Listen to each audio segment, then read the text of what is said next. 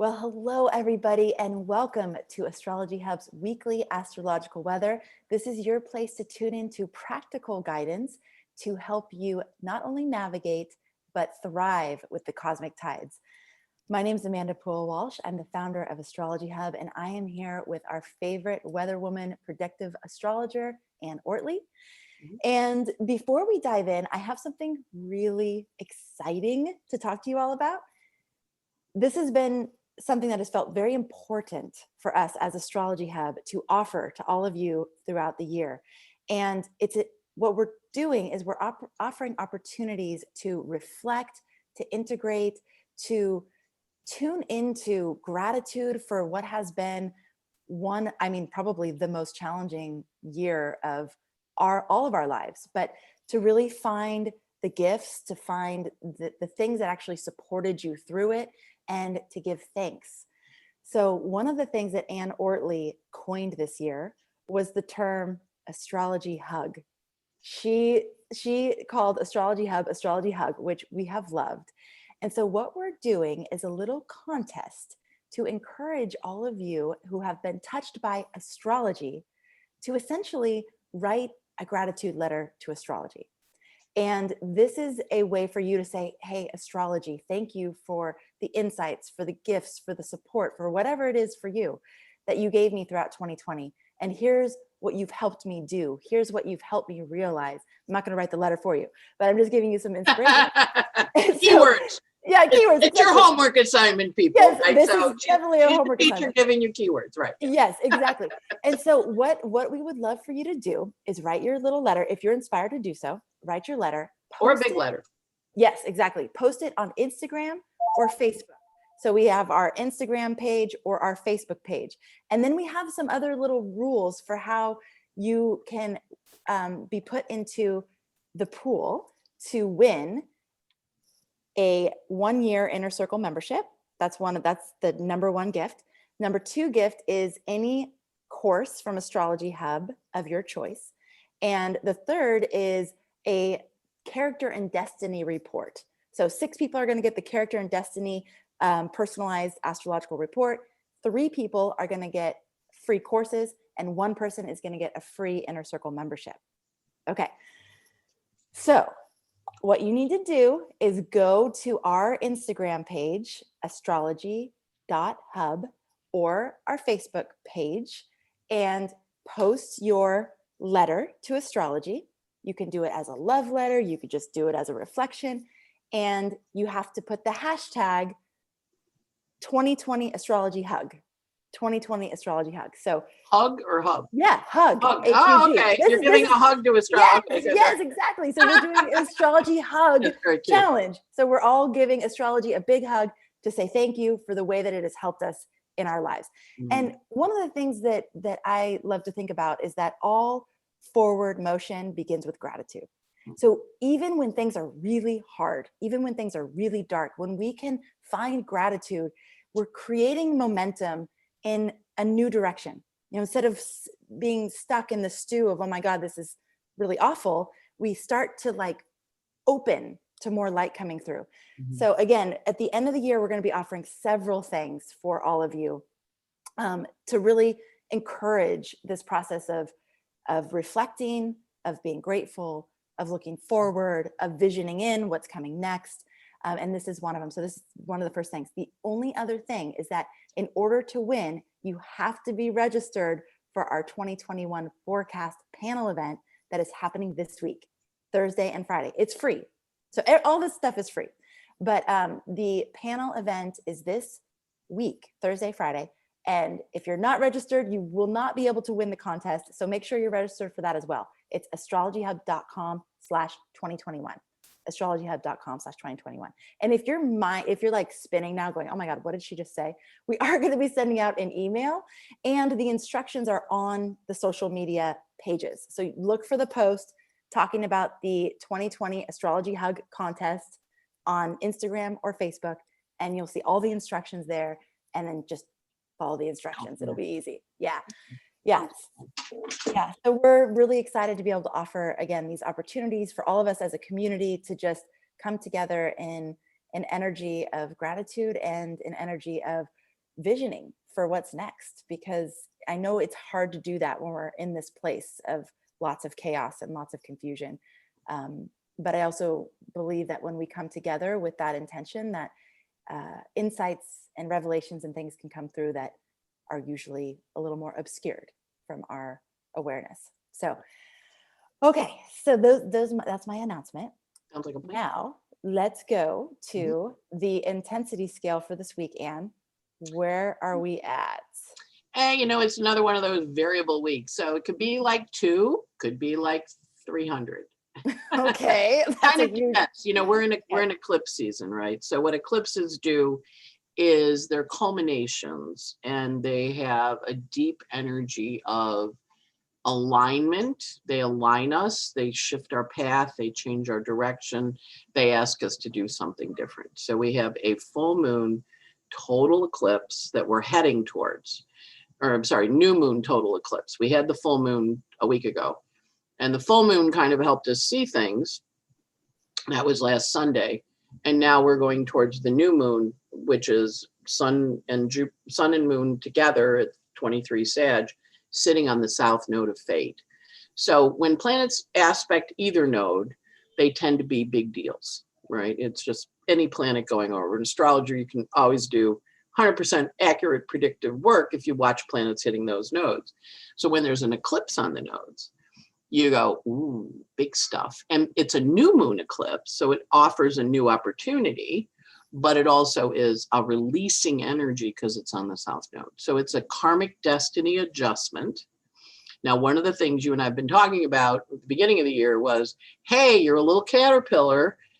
You're going to go into the string come out of your butt. You're going to go into the cocoon. You're going to turn all black and gunky, and then you're going to hatch. If you've ever been to a butterfly exhibit, they all hatch around the same time. So we're all hatching between now and December 20th. Maybe the end of December, but probably December 20th. So we're all going to be hatching, which means we crawl out. If you've ever seen little caterpillars hatch into butterflies, we all crawl out, and we all have kind of goopy wings because they're a little wet. They have to dry.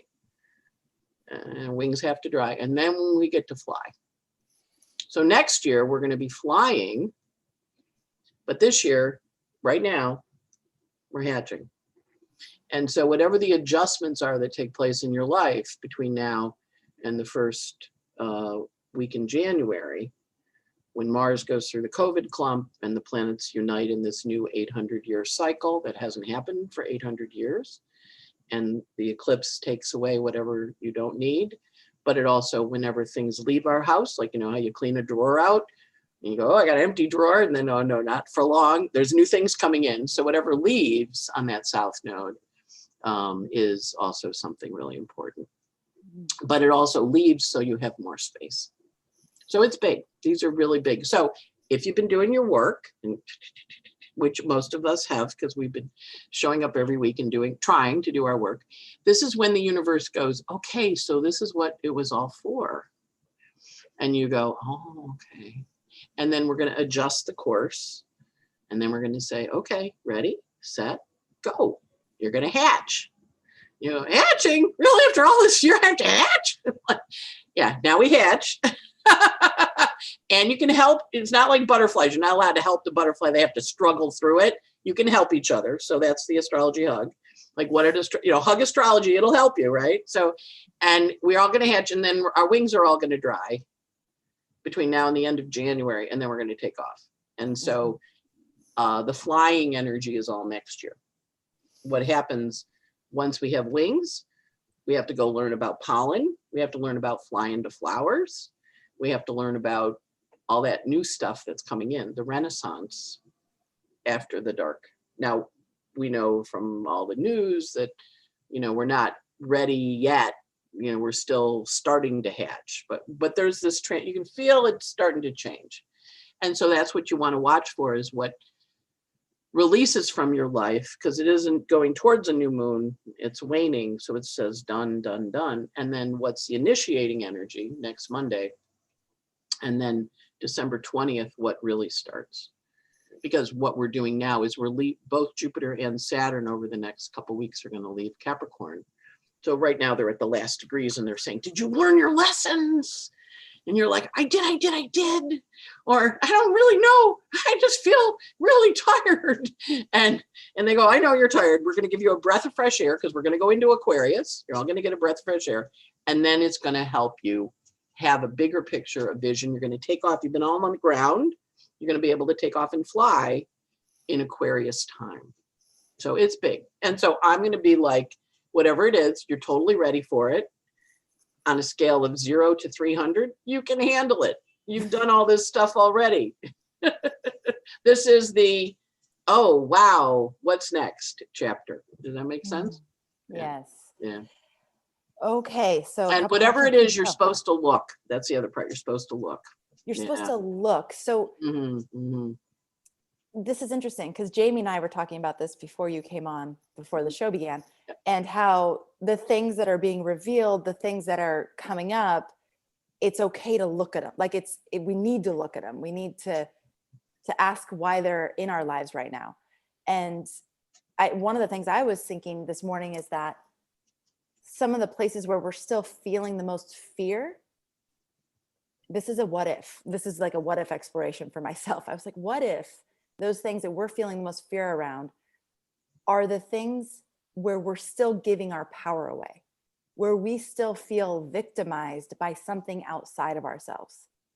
And to just pay attention, okay, that's still alive in me. That's still a hook into this feeling of powerlessness and the lack of authority that I feel I have in my own life, which again, you have said so many times this year is one of the main lessons of this year, is the inner authority. And so it's just an exploration I've been having, especially as Saturn in Capricorn is winding down. And it's been this 3-year cycle of learning about this Saturnian energy and the invitation of Saturn in Capricorn and what Saturn's asking us to grow into. Totally. And he's inviting us all to take a breath. Yeah. To lean back and go, because Aquarius is air. It's an air sign. Some people go, it's the water bear. I'm like, yeah, but it's an air sign. But it's a fixed air sign. So it flies at 20,000 feet, like when you're on an airplane. And you look out a window and you see the little houses and they're all in little clusters. And then you see the river and you see the road. You're going across the middle of America and you see the little big long roads and they meet in a crossroads and they're going, this is what we're going to be flying at. So we're all going to be taking off. We're all hatching out of our cocoon. We're all going to hatch in our own time frame based on our chart, but we're going to hatch this next month, really. And then next month, we start to fly. So, when are our wings dry? Did we pack, because we're butterflies with pocketbooks and purses. Did we pack enough tuna fish? Do we have almonds in case there's stuff in how you go, when I go to visit my dad in Florida, there's a bridge and it goes 10 miles, no gas, and, gas up. And I'm always like 10 miles, no gas, but it's no gas, you're in that, like, what do I need to pack for my direction and my journey? Mm-hmm. So yeah, it's big. And because Mercury is hanging out in Sagittarius and he's coming to combust the sun, whatever it is you're going to see, you're going to really see it clearly. Because eclipses, when the lights go out, we lose the electromagnetic force. It's like a strobe light, or like your light pop, you turn your light on in the kitchen, it pops. You're like, oh, goddamn, light bulb's gone. But then you replace the light, right? And you see the room in a different way. And then you are ready to move forward. But Mercury combusts the sun right in that eclipse place. He's right in there with the nodes. So this isn't a conscious awakening, and it's going to take us back to, to your exercise. You basically described the eclipse. You said, write what astrology has meant to you.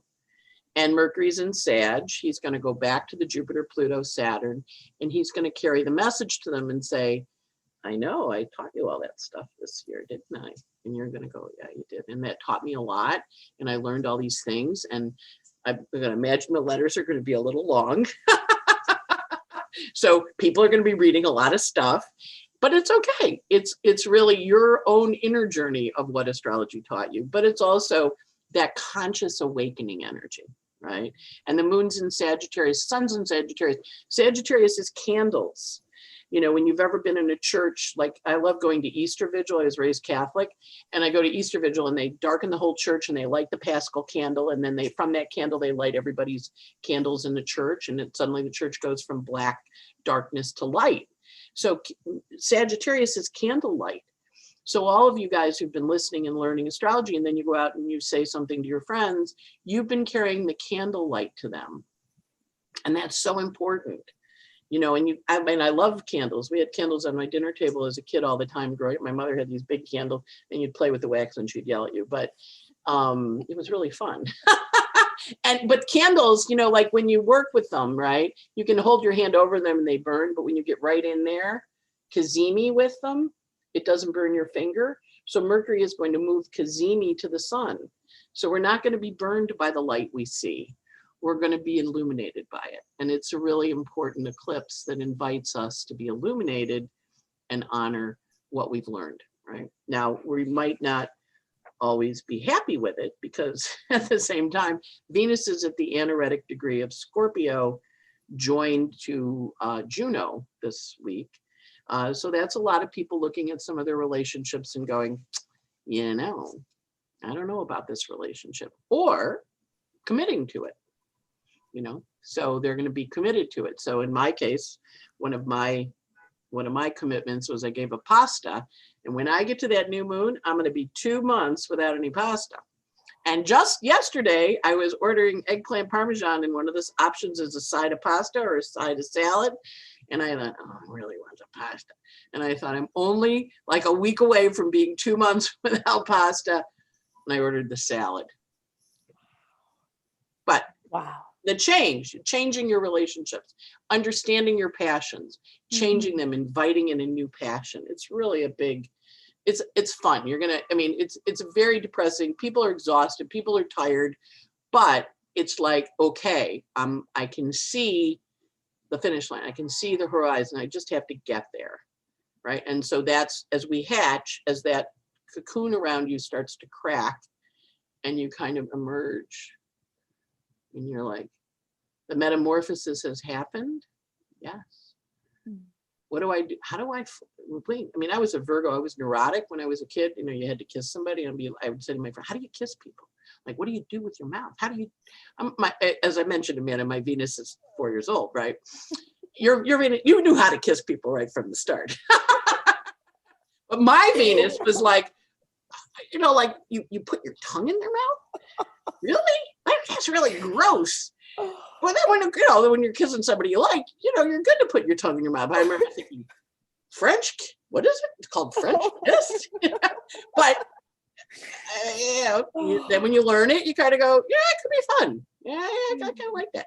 So we're all going to be learning to fly. So it's, you know. And so we're all like 4-year-olds learning how to kiss. Yeah. Okay. Oh, man. Okay.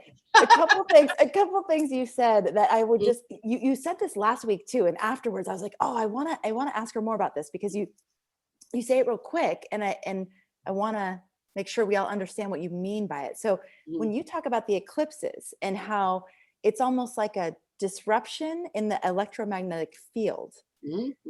So what you're saying is the Earth has an electromagnetic field. All the planets have an electromagnetic field. The sun and the moon, everything does. Everything has an electromagnetic field. And so when there's people do. Yeah, too. Exactly. We do. So when like this, you can feel your own magnetic field. Yeah. Yes. Or when someone comes to touch you, you can feel they're coming, or when people touch you and you go, oh, it's electric.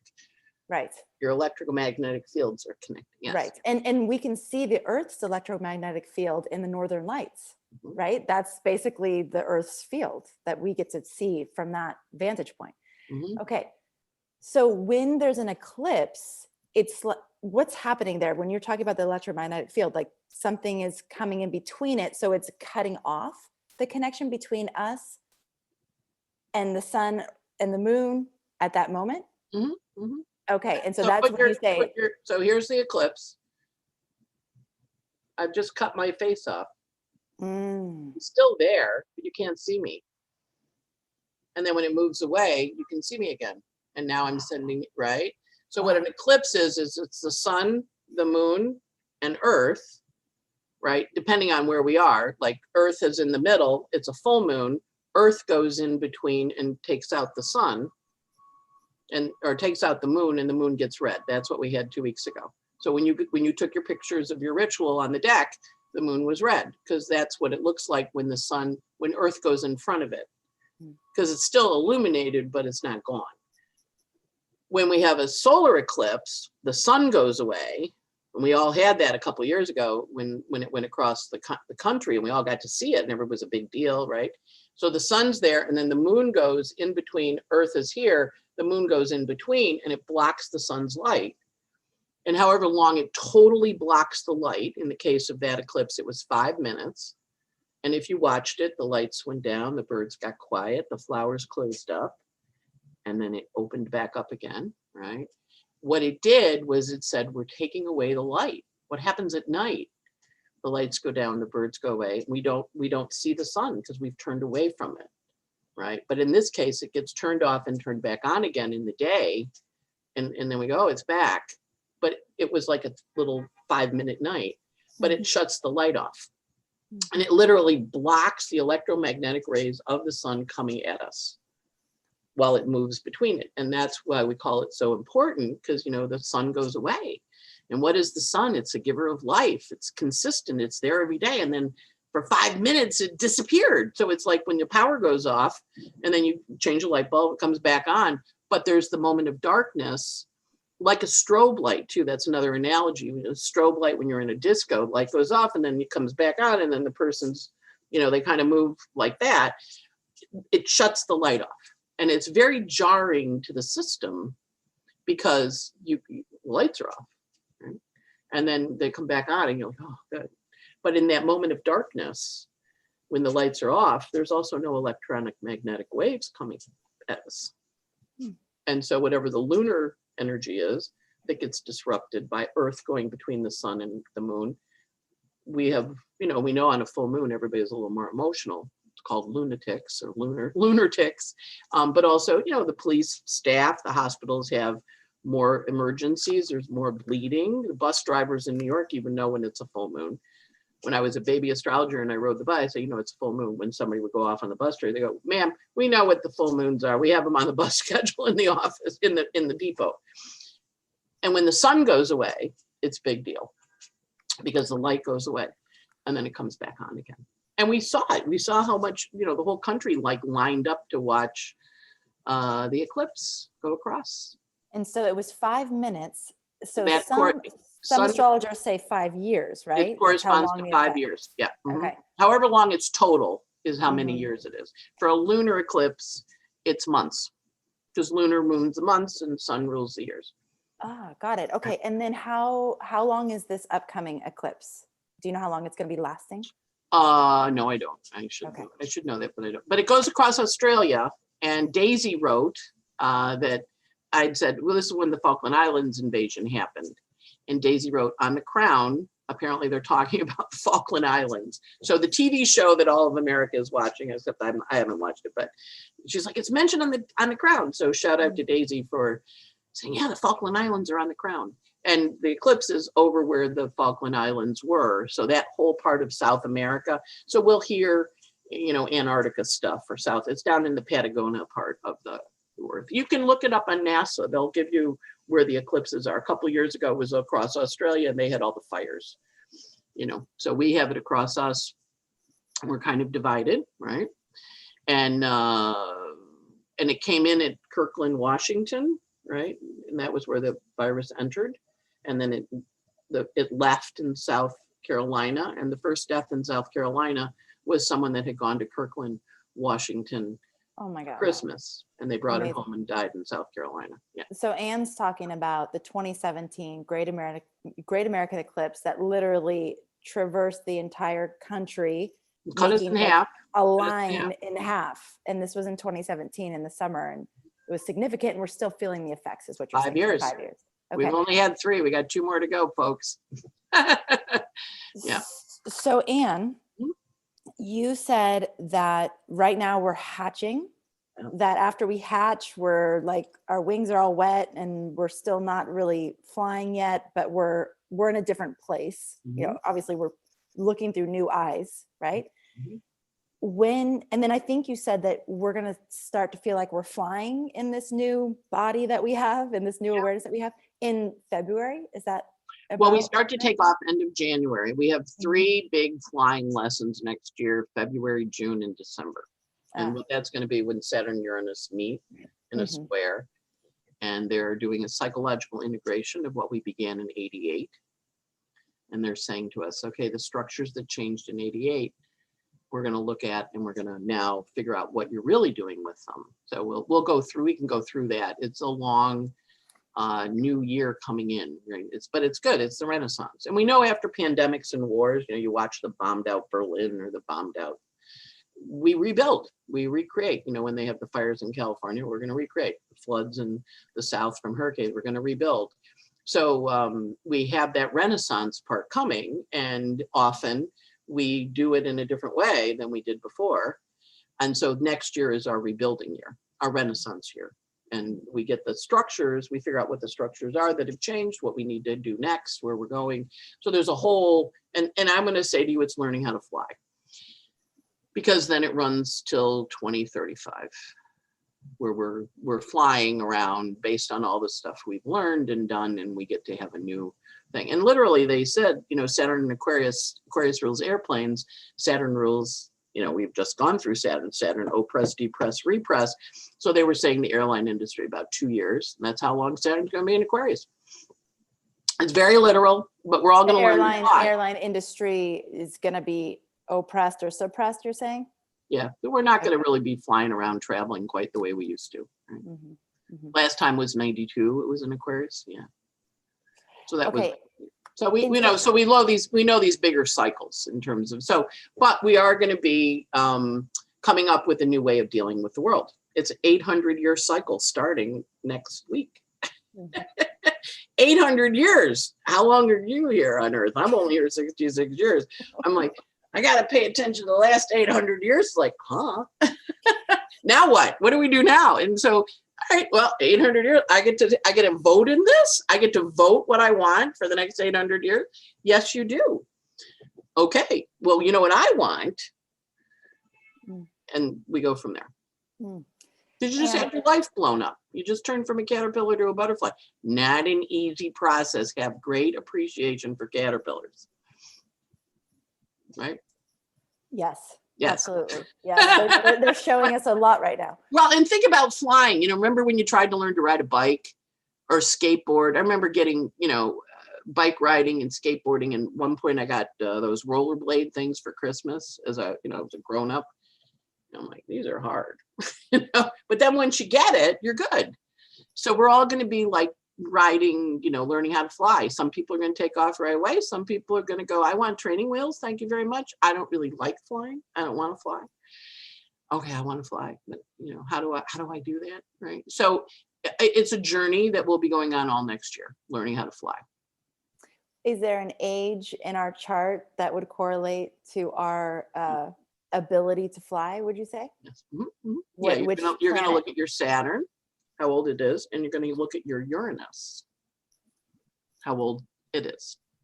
So my Uranus is 23. Finally, I'm getting out of grammar school. I'm going to be 23, and I remember 23. That was a good year.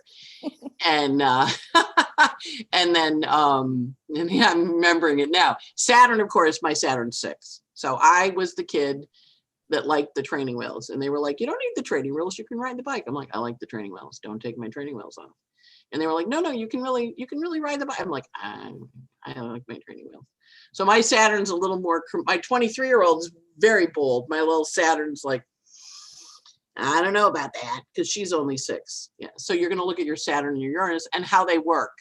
And so what happened was the neighbor lady taught me how to ride my bike and take the training wheels off. She stepped in, Aquarian, another woman in the neighborhood stepped in and helped me realize I actually really could ride a bike without the training wheels. So someone you felt safe with helped usher you into the bike riding. Okay. And if you don't know the answer to this, that's okay, because it's kind of a big question. So December 21st, we have Saturn and Jupiter conjunct in Aquarius at 0 degrees. And this is the beginning of this 800-year cycle. My question is, I know the Saturn-Jupiter conjunction happens every 20 years, right? That's the cycle. But has it ever happened, as far as you know, on the winter solstice? I don't know. I'd have to look when it happened. I don't know. It I don't know. would've- It makes it even bigger that it's on the winter solstice. Right. So tell us about how that would influence the energy of uniqueness, the specialness of this conjunction. Okay, so the Saturn-Pluto-Jupiter conjunction was a 22.5, also on a world point. So we have these points that we call world points, and we consider them very important because if you draw a picture of the Earth, the Aries point is when the sun goes across the equator and it starts spring. Solstice is the top, the summer solstice, sun stops for 3 days. Think of all the mythologies and all the stories that include something for 3 days. Jesus' resurrection, Iana in the underworld, a lot of mythology around that 3 day. Then we come down, we go to Libra, and that is going into the equator on the bottom, world point again. And when we hit that middle point of Earth, and as high as the sun goes is the Cancer solstice, the Capricorn solstice, which is as far down as it goes. So for our friends in Australia, it's their height of their summer, right? But for the Northern Hemisphere, it's when the days are the shortest. And it stops for 3 days. So in the Northern Hemisphere, they used to have this whole party that they would celebrate, like make the sun come back. Because if the sun keeps getting smaller and smaller and smaller, we're going to be in really big trouble. So we'd get down there and it would stop for 3 days. And then it would grow up. And then each day got longer by a minute. So we know that these are the seasons, but they also represent what we call ingresses into energy portals, for lack of a better word. And so when planets are on world points, we know it's big. So the opening energy of this, if we kind of think of it as a cosmological story we're telling, the conjunction of Saturn and Pluto back in January was on a world point, which was like a little marker, not the ingresses. But now, and the one we had when Jupiter and Pluto met 2 weeks ago, on the world point. So we're world point. This new 800-year cycle on the world point is really big because we're combining an 800-year cycle with an annual understanding of the sun is at the lowest it goes on Earth's face, but it also is at one of the most important points, and it literally stops. And all of you who know about stations now, because you watched the show, Mercury stationing, Neptune stationing, retrograde, we all know when planets stop, we go, wow, that's big, because it makes us pay attention to things. So the combo of the two of them together is really huge because it does invite this new way of thinking about things. And this new way, because Aquarius, Jupiter, Saturn, you're going to feel so different when they both get out of Earth. They both move. Saturn, I think, moves into the air on the 12th. And he's already been there. He was there April through June 30th. And of course, that was the Floyd murder and a lot of the recognizing we need to change the culture, the collective organizing, gathering together, the people protesting and saying we need to make it better. We're pushing for vision, right? So now as Jupiter gets there, we go, okay, how are we going to expand this? How are we going to take the structural changes we want to make and expand them out? Now, of course, we've seen, businesses closing and people losing stuff, losing jobs. We've seen a lot of our structures dissolving or disappearing or being closed or shut. And when they meet up again, when Jupiter and Saturn meet up, they go, well, we did close it down, but we're starting this new 20-year cycle. You're going to be okay. But we're shifting the energy and we're looking at it instead of what you want physically, because we're leaving 200 years of Earth, which is all about stuff. And we're going into air, which is 200 years about ideas and thinking differently and new ways of approaching things. And how many of us have sat in our houses with our stuff and thought, like, what's really important? And I know in my case, when people leave and you lose them, one of the things you lose is the energy of them. And you realize that the stuff isn't them. The stuff is the stuff. but without them around, it doesn't enliven the stuff. And I had a good friend who died a while back, and his college girlfriend was, he was reasonably known. His college, and so they covered it in the media. His college girlfriend, there was a picture of her taking his coat and smelling it because it smelled like him, and he was gone. And there wasn't, you weren't getting him back. I have a cleaning lady now who moves things around. So every week is a little bit of a scavenger hunt in my house. And I have the powder that my mother used to use. And I had it on a shelf in my bedroom, and she moved it into a prominent place. Still smells like her. So I opened that powder this week and I smelled my mom. It's big. And of course it's air. And so our ideas, we're leaving the physical realm and we're going into what's really important realm. And we're also getting new ideas about what's important. And we're going to say, what I think is really important. And it's not about the stuff. It's about, because we're just spiritual, we're little spiritual beings here in this body for this time. And yes, our stuff is important, but it also is, what are we really here for? So that's the visioning thing. So it's going to be a really interesting transition because we're leaving also behind 200 years of stuff that Earth has been, this cycle has been in the 200-year about build your stuff rather than understand what your collective is. And we've seen it a little bit, we've formed our little Zoom groups and we have our Zoom cocktails and we go listen to Zoom conferences or concerts. And we're like, we're in community, but we're not really in community, but we are in community, so it's like, it's a really, we're kind of, the universe has been showing us, you guys, wherever you are, you're sitting watching Amanda and I'm in New York, she's in Hawaii, we're chatting, you're tuning in. Hey, it's Aquarian, it's the age of Aquarius, baby. It's about teleporting, not really, but Zoom porting, right? So yeah, it's big. Mm-hmm. Did you see that picture that was going around online? It's a Christmas tree. I'm doing quotes Christmas tree because it's not actually a tree. What it was someone made like a mobile that hung the ornaments in the shape of a tree, but there's no tree. So it's literally like these ornaments hanging in the shape that looks like a tree, but there's just air in it. And it was like, oh, the shift from earth to air, like literally, it was really interesting to look at. It was very clever. I told my daughters about it and they did not like it. They were like, no, we want a tree. Right. Well, they said Christmas tree sales are really up the roof this year because everybody's looking at that, that nostalgic thing. Yeah. Right. The real smell of evergreen. Yeah. Right. Well, and last year we did a Christmas special with Gemini Brett, which by the way, we are going to do part 2 this year, but he talked about the evergreen tree and you can look at that. It's on the podcast. It would be this time last year in December. But he talked about the evergreen and how it has been a symbol for centuries for people to remember the resiliency and the constancy of life that we, the evergreen is always in bloom, I guess. Yeah, it's always green. Always green. Yeah. Mm-hmm. And that is again a reminder that even in the darkest of times, even in the coldest of winters, even in the bleakest of moments, that life is still there. Life is still resilient and alive. So that shifted the whole Christmas tree thing for me because it actually gave it meaning and substance versus like, oh, we just put presents under it. Cool.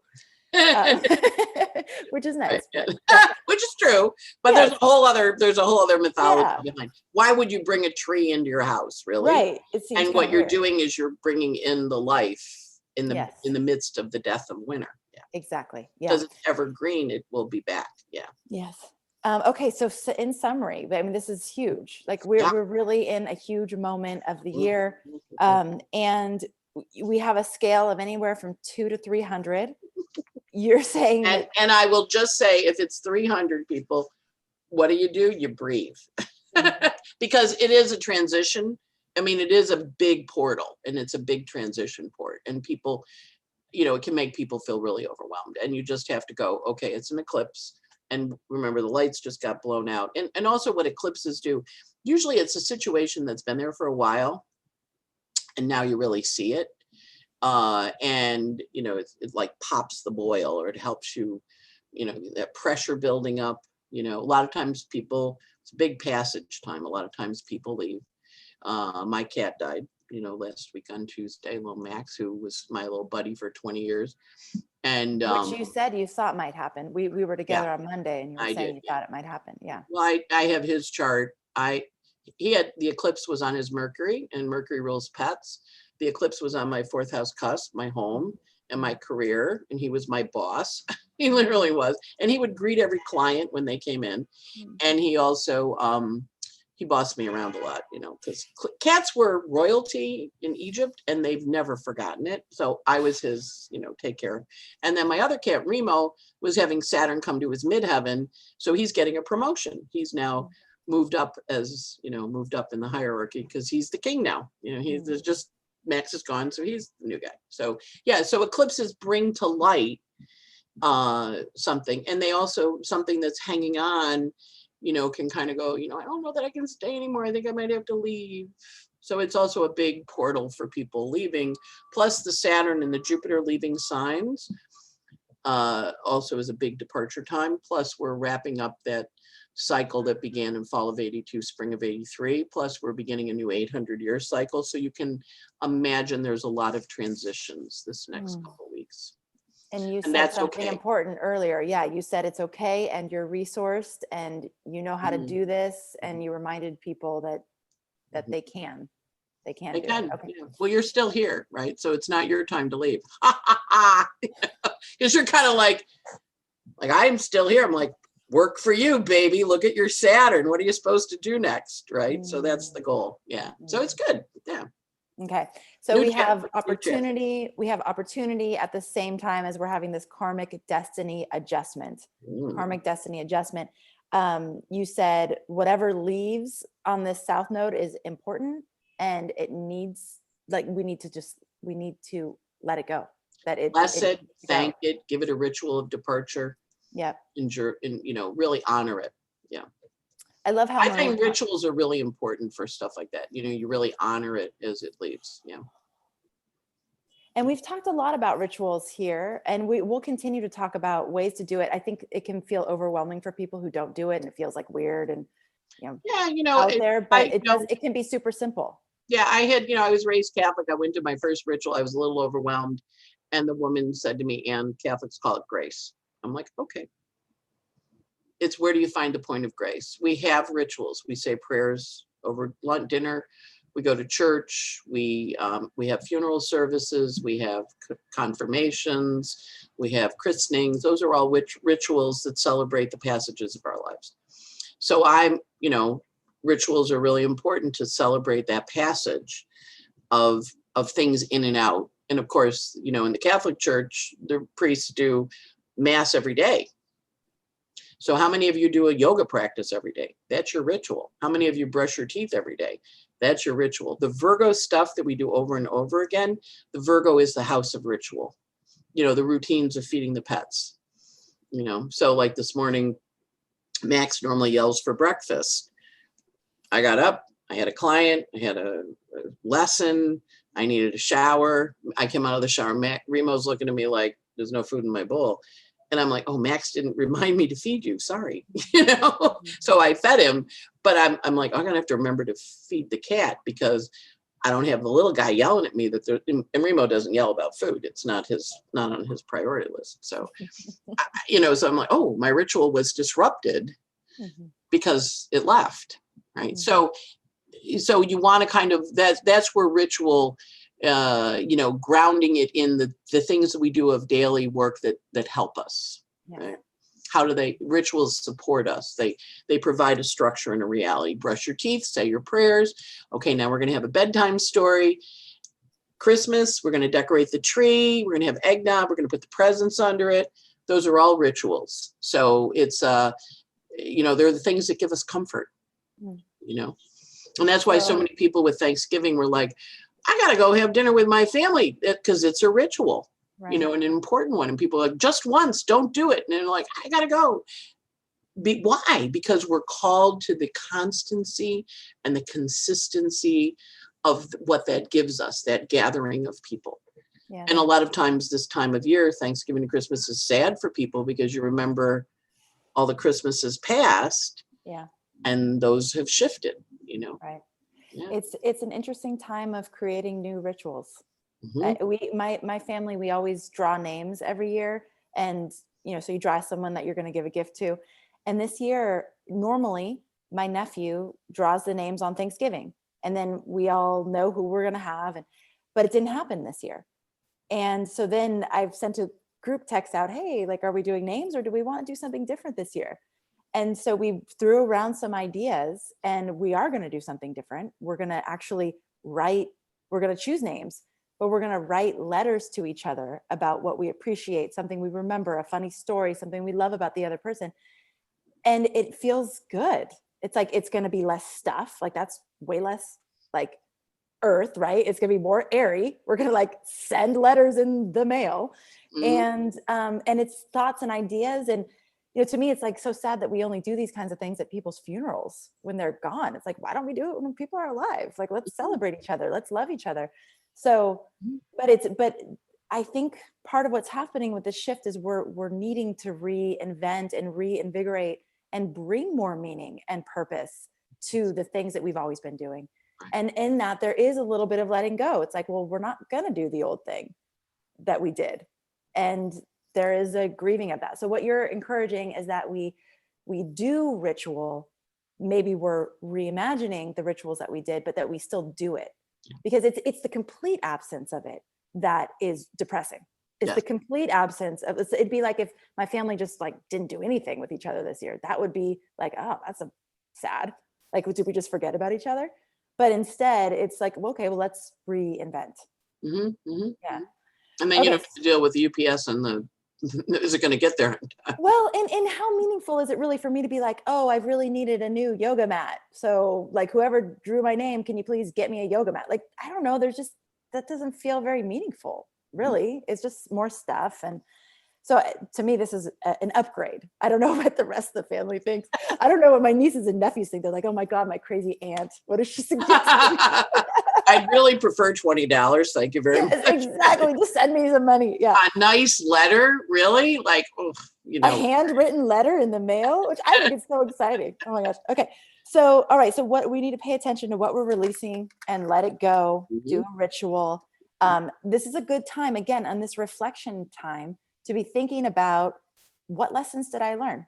What Saturnian lessons did I learn? How have I matured? How have I become more masterful in my life? How have I become more disciplined and focused? How have I gotten more clear on my values and actually put my priorities in the direction of those values? These are all things that we can be looking at for not just right now, this year, but also the last 3 years with Saturn. Where have I gotten rid of debt? Where have I, all these things, where have I gotten more financially responsible? Things like that. All these Saturnian lessons. Okay. So then we have this disruption of the electromagnetic field. So this is a reset. It is an invitation. This one is going to be more of an illumination, though. Like, instead of just a disruption, it's going to be an actual illumination of something. That relationships may be up for people, especially ones that have been like sort of hanging on by a thread. There's this question of, God, is this actually going to work? Or this is an opportunity to really like go all in and commit at an even deeper level. Yep. We're on the verge of a new 800-year cycle. So this is a big deal. Lots of newness, lots of change. With that, I know there can be anxiety, like, change to what? Is it going to be better? Is it going to be worse? And I think at this point, remembering the power of our imagination and our creativity and what we're feeding into that collective vision is really important.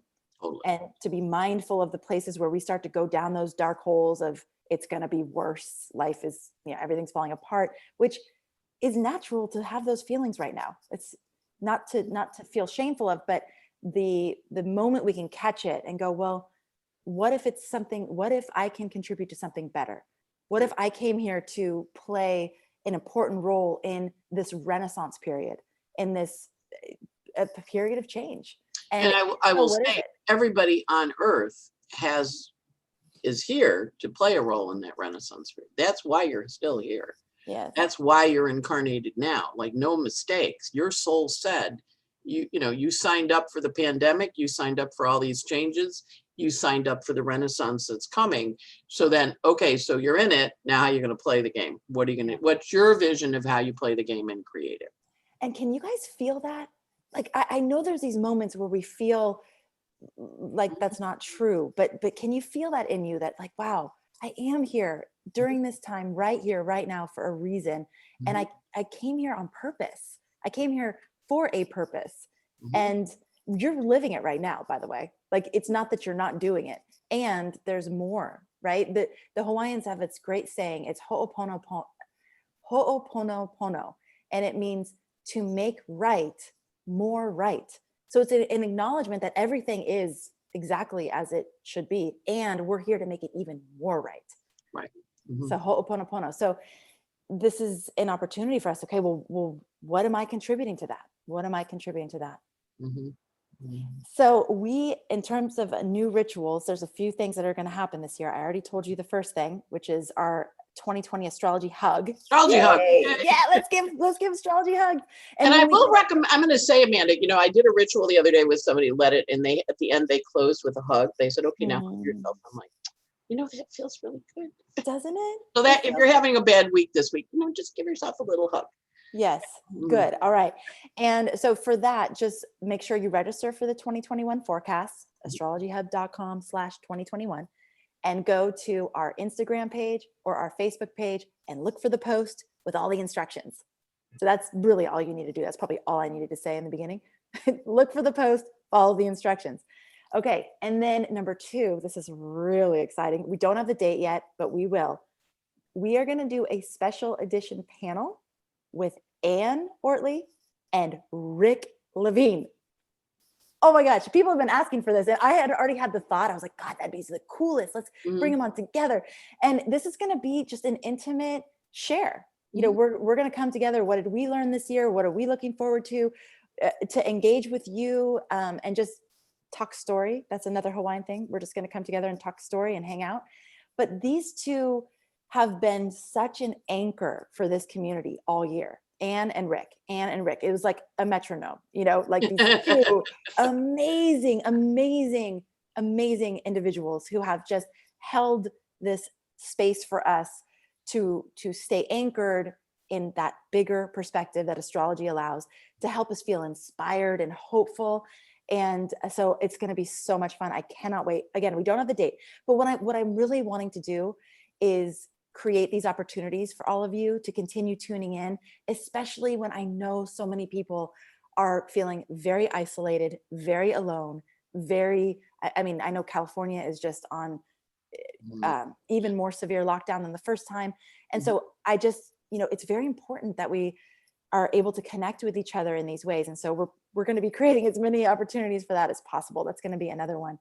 And then we have the forecast event this week, where you're going to be with 12 different astrologers talking all about 2021.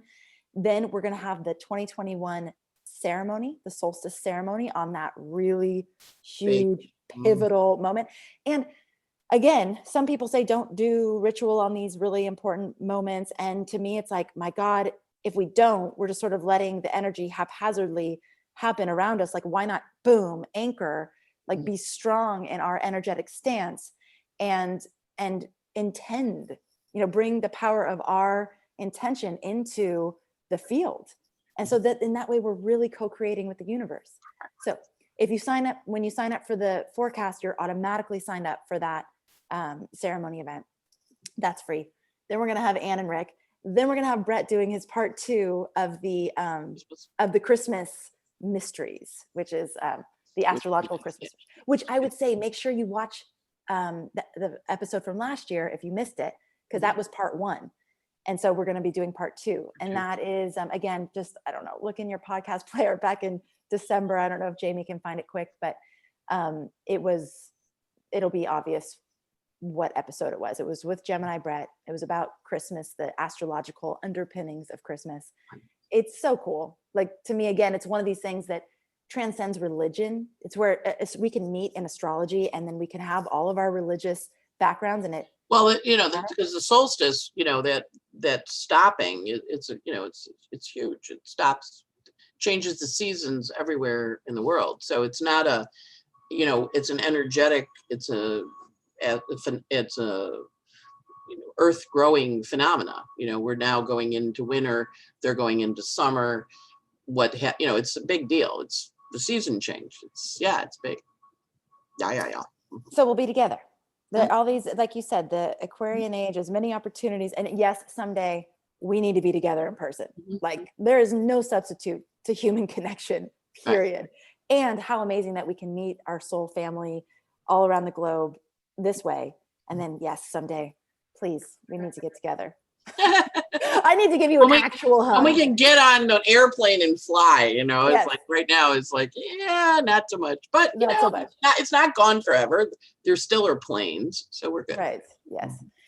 Okay. Anne, thank you so much. You're welcome. Has been so illuminating as always. And thanks to all of you for being here week after week. For those of you who are new, welcome. It's great to have you.